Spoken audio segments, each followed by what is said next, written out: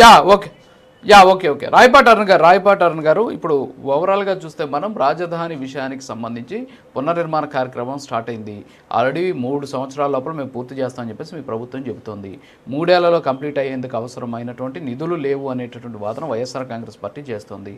ఎందుకంటే ప్రపంచ బ్యాంకు కావచ్చు, అలాగే ఏదైతే ఏషియన్ డెవలప్మెంట్ బ్యాంక్ కావచ్చు, దీంతోపాటు హడ్కో నుంచి వచ్చే నిధులు కూడా ఇప్పటికిప్పుడు వచ్చేటటువంటి పరిస్థితి లేదు, విడతల వారీగా ఇస్తామని వాళ్ళు చెప్తున్నారు. సో కేంద్రం నుంచి నిధులు రాకపోతే ఖచ్చితంగా అమరావతి 3 ఏళ్లలో పూర్తయ్యేటటువంటి అవకాశాలు లేవు. సో దీని మీద మీరు ఏం చెప్తారు? అలాగే వెంకటరెడ్డి గారు, కృష్ణాంజనేయులు గారు అడిగినటువంటి ప్రశ్నలు మీ దగ్గర సమాధానం ఉందా? సార్, మొదటగా ఇందాక ఒక ప్రశ్న మాట్లాడారు. ప్రధానమంత్రి మోడీ గారు వచ్చి ఏదైనా ప్రకటించి వెళ్ళి ఉంటే బాగుండేది అని చెప్పేసి. జనరల్ గా దీనికి సంబంధించి మనం గనక సూట్ కేసు కంపెనీలు పెట్టుకొని సూట్ కేసులు ప్రజల డబ్బులు దోచుకొని ఉన్న వాళ్ళం కనుక అయితే ఎక్కడికి వెళ్ళినా సూట్ కేసు పట్టుకొని వెళ్ళిపోయి సూట్ కేసుతోనే మాట్లాడొస్తాం సార్ జనరల్ గా. బట్ ప్రధానమంత్రి మోడీ గారు కానివ్వండి, ఇప్పుడు ఉన్నటువంటి కూటమి నేతలు కానివ్వండి, ఆ పనులు ఏమి చేయలేదు. కాబట్టి ఇంకా ఒక ప్రణాళికాబద్ధంగా ముందు ఆల్రెడీ ప్రధానమంత్రి మోడీ గారిని అమరావతికి తీసుకురావడం, ఆయనతో పునర్నిర్మాణ శంకుస్థాపన చేయించడం, తద్వారా భవిష్యత్తులో కేంద్రం నుంచి రాజధాని కోసం నిధులు రాబట్టుకోవడం అనే అంశాన్ని ఒక ప్రణాళికగా ఎంచుకొని ఇప్పుడున్నటువంటి కూటమి ప్రభుత్వం ముందుకెళ్ళింది. మొదటిది. రెండవది, వీళ్ళ పేపర్ లో రాశారు సార్, అసలు అంటే జర్నలిజం కూడా ఏ స్థాయికి వెళ్ళిద్ది అని చెప్పుకోవడానికి ఇట్లాంటివి చూసినప్పుడు మాకు నవ్వు వచ్చిద్ది. అంటే ప్రజలు ఎట్లా నమ్ముతారు అనుకుంటారు అనేది ఇది ఒకసారి చూడండి సార్. ఏముందంటే దీంట్లో నిర్మాణానికి గంట వర్షానికి మునిగిన రాజధాని ఐకానిక్ ప్రధాని శంకుస్థాపన చేసిన 2వ రోజే చిన్న వర్షానికే నీట మునిగినటువంటి G8 టవర్ల పిల్లర్ గుంతలో చేరినటువంటి భారీ వర్షపు నీరు. ఇది వీళ్ళు పెట్టినటువంటి హెడ్డింగ్ సార్. ఎక్కడైనా గుణార్దనం చేసిన 2వ రోజే గృహప్రవేశం జరగడం, కన్సీవ్ అయినటువంటి 3వ రోజే కానుకోవడం ఎక్కడైనా చూసాము మనం. ప్రధానమంత్రి మోడీ గారు వచ్చి వెళ్ళింది 3 రోజులే సార్. 3 రోజులకే ఏ విపరీతమైనటువంటి పెనుమార్పు జరిగిద్దని పాత గుంటల్లో నీళ్లు తీసుకొచ్చి పెట్టి ఎంత పెద్ద వార్త రాసుకున్నారు. ఇట్లాంటి రాసేటప్పుడు కనీసం మనం కొంచెమైనా ఆలోచించమా సార్? మనం అసలు మనుషులవి, రాష్ట్రంలో మనుషులతో పాటే బతుకుతున్నాం. మనమే పిచ్చోళ్ళతో జంతువులతో బతకట్లేదు, మనం ఏం చెప్తే నమ్ముతారని చెప్పేసి అనుకోవడానికి ఇట్లాంటివి రాసేటువంటి ఈ పేపర్లు, ఈ ఛానళ్ళు, వాళ్ళ తరఫున వచ్చి మాట్లాడేటువంటి ఈ వ్యక్తులు, వీళ్ళు చెప్పేటువంటి మాటలు ప్రజలు గత 5 ఏళ్ల పాటు చూశారు సార్. చూసి నమ్మలేదు కాబట్టి మనకి ఈ రిజల్ట్ ఇచ్చారు. ఇంకొక విషయానికి వస్తే, ఇవాళ ఖచ్చితంగా రానున్న 3 సంవత్సరాల్లో 100% అమరావతి పూర్తి చెయ్యాలి. నెక్స్ట్ ఎలక్షన్ టైం కి పోలవరము అమరావతి అనే ఎజెండాల మీద కాకుండా వేరే కొత్త ఎజెండా తీసుకొని వెళ్ళాలి. కాబట్టి ఇవి 2 కంప్లీట్ చేయాలన్నటువంటి ప్రధాన ఎజెండాని మా కూటమి ప్రభుత్వం నెత్తికెత్తుకుంది. 100% డబ్బులు ఇప్పుడు ఎవరు నెక్స్ట్ ఎవరు అని చెప్పేసి అంటే వాళ్ళ ప్రయత్నాలు వాళ్ళు చేస్తారు. 100% ఇచ్చినటువంటి మాటకి కట్టుబడి రాజధాని నిర్మాణం పూర్తి చేయడానికి వాళ్ళ తిప్పలు వాళ్ళు ఎలాగన్నా పడి రాజధానికి అమరావతిని పూర్తి చేస్తారు 100%.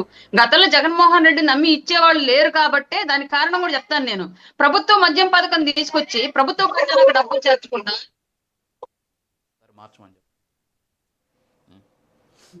ప్రభుత్వ ఖజానాకి డబ్బులు చేర్చకుండా పర్సనల్ అకౌంట్ లోకి 1000 కోట్ల రూపాయలు వెళ్ళి ఇవాళ సాక్షాత్తు వాళ్ళ రాజు చెప్తున్నటువంటి విషయం. ఇవాళ ఈ విషయాలన్నీ కూడా, ఈ డబ్బులంతా కూడా ప్రజా ఖజానాకి వెళ్ళుంటే వాళ్ళ రాష్ట్ర ప్రభుత్వానికి ఇన్ని కష్టాలు ఉండబోవును కదా. తాగిందేమో ప్రజలు, మీరు అమ్మినటువంటి పిచ్చి మందుతో చచ్చిపోయారు, డబ్బులేమో మీ ఖాతాలకు వెళ్ళిపోయాయి. ఇవాళ మళ్ళీ రాజధాని నిర్మాణం కోసం చేసే అప్పులు కూడా ప్రజలు ఎత్తినే పడతాయి. ఇంత నష్టం ఎవరి వల్ల జరిగింది? గత 5 ఏళ్ల పాటు మీరు చేసిన విధ్వంసమే కదా ఈ భాగానికి అంతటికి కారణం. 100% వాళ్ళ తిప్పలు వాళ్ళు పడి పూర్తి చేస్తారు. చెయ్యని రోజు మీరు క్వశ్చన్ చేయండి, ఆ రోజు ఆన్సర్ చెప్తాము. మీరు అసలు ఏకంగా శంకుస్థాపన చేసిన రోజే మాకు ప్రవేశం జరగాలి, రిబ్బన్ కటింగ్ జరగాలని చెప్పేసి అన్నట్టుగా మాట్లాడుతూ ఉంటే ఎవరు పిచ్చోళ్ళు ఇక్కడ?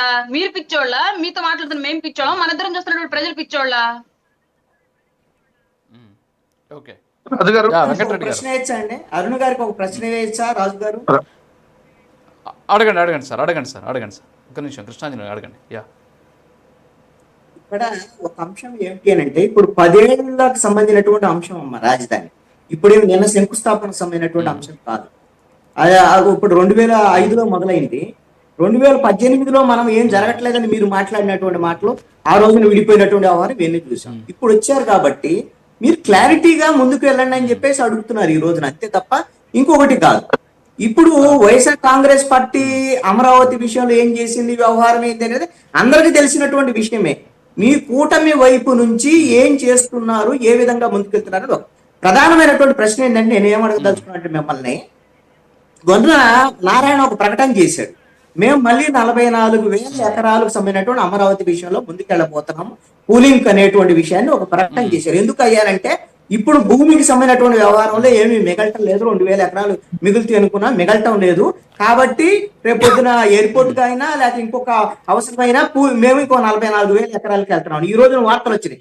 ఎందుకంటే ఒక 4,000 ఎకరాలు అమ్మి 20 కోట్ల రూపాయలు చొప్పున ఎకరం చొప్పున సెల్ఫ్ సస్టైన్ చేయాలని అనుకుంటున్నాం అనేటువంటి దాని మీద. ఇప్పుడు జనసేన మళ్ళీ 44,000 ఎకరాల భూసేకరణకు సంబంధించినటువంటి భూ సమీకరణకి జనసేన అంగీకరించదా? మీ యొక్క వైఖరి ఏంటి చెప్పండి. ఓకే రాయపాటి అన్న గారు వారు అడిగిన ప్రశ్నకు రియాక్ట్ అవ్వండి ప్లీజ్. సార్, రాజధాని నిర్మాణం స్టార్ట్ అయిన దగ్గర నుంచి మీరు అన్నారు 10 ఏళ్ళు అవుతుందని చెప్పేసి, ఆ 10 ఏళ్లలో ఇప్పటికీ ఎన్నో మలుపులు తిరిగింది పరిస్థితులను బట్టి. ఒక ప్రభుత్వం మారినప్పుడు పరిస్థితులు మారాయి, పరిస్థితులు మారినప్పుడు ప్రభుత్వాలు మారాయి. ఇవన్నీ కూడా ఇవాళ నేను ఇక్కడ కూర్చొని డిసైడ్ చేస్తే అయ్యే సిచ్యువేషన్ కాదు. ఆర్థికంగా ఎలాంటి లోటు ఉంది అక్కడ, దానికి తగ్గట్టుగా అమరావతి రాజధాని నుంచే ఎలా నిధులు సమీకరించుకోవాలి, అమరావతి రాజధానిని పెట్టి వేరే నిధులు ఎక్కడ సమీకరించుకోవాలనేది ప్రభుత్వాలు తేల్చుకోవాలంటే విషయం ఇవ్వాలి. ప్రజలకు ఇచ్చినటువంటి హామీని ఇచ్చినటువంటి హామీని నెరవేర్చే భాగంగా ఎలాంటి స్టెప్ తీసుకోవాల్సి వచ్చినా ప్రభుత్వాలు దానికి తగ్గట్టుగా తీసుకుంటాయి. దాన్ని మనం ఇప్పటి నుంచే రంధ్రాన్వేషణ చేస్తూ ఉంటే అసలు ఆదిలోనే ఎందుకు ఈ హంసపాదులు మనందరి నుంచి అంటున్నాను నేను ఇక్కడ క్లియర్ గా. ఓకే అండి వెంకటరెడ్డి గారు రియాక్ట్ అవ్వండి. మీరు ఆన్సర్ రాలేదు. సరే, ఇప్పుడు ఇందాక వంశీ గారు మాట్లాడుతూ సరే ఎవరికైనా దగ్గు వస్తుంది, దాంట్లో తప్పులేదు. పవన్ కళ్యాణ్ కూడా బాగా పెద్దగా దగ్గు వచ్చింది. నరేంద్ర మోడీ గారు రెడీగా చాక్లెట్ ఉందో లేదంటే విక్స్ ఉందో ఏదో ఇచ్చాడు. ఇచ్చిందని ఎవరు తప్పు పట్టట్లేదండి.